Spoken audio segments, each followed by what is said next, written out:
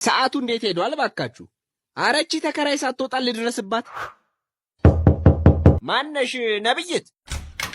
አቤት። ማታ አንቺ ነበርሽ ስታጓራ የነበረው? ይቅርታ። ማነው ስታወር የነበረው? አዎ መንፈሳዊ ግልጋሎት እየሰጠው ነበር። መቼም በዚህ የጅምላ ድምፅ የጠንቋይ መንፈስ መሆን አለበት የምታገለጊው። እንዴት ባክህ? እንዴ እኔ ቤት ተከራይ እንጂ እንዲህ በሌሊት እያጓራሽ ሆረር ሳውንድ ትራክ በላይ ላይ ልቀቂብኝ አልኩሽ እንዴ?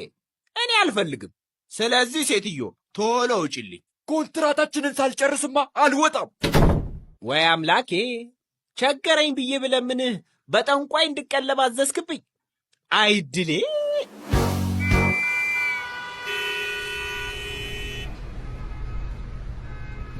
እንዴ ጋሜ አንተ ነህ እንዴ? በጣም ተስማምተዋል እባክህ። ታዲያ ሁሉም ሲጋብዝ እኮ ነው የሚውለው። ገባኝ እኮ። ታዲያ ትቆያለህ? አዎ። እስቲ ለማንኛውም መንጃ ፍቃድህን አምጣ። የማንን? የኔን? ታዲያ ሁሉንም በእኩልነት እዩ ተብለን ከላይ ታዘናል። እባክህ አንተ አይን አውጣ። እኔንም ልበላ ነው? እሺ ለምንድን ነው ምሰል?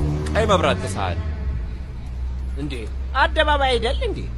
ደግሞ አንተን ሰላም ልልህ እኮ ነው የቆምኩ። ስልክ ያለልህ አትደውልልኝም? ሰውዬ በጤና ነው ግን? በቃ እሺ ጨብጠኝ። አረ መጋኛ እንደ በሶ ይጨብጥህ። ሰላም ሎሉ፣ እንደምን አደራችሁ? እንዴ ነብዩ ምን እግር ጣለ? አለን እኛ ሰላም ነን። ምን የዚህን የማይረባ ቦርጭ መሙላት እኮ ሰለቸን። ችግር የለም እኔ ወጓል። ኧረ እኔ ሰላም ነኝ፣ ምንም አልፈልግም። ግድ የለም ጡምበጠጡ ጋጃን ቀራቀራ ጡምበጡ አከራ ሰረጠራ ጡምበቴ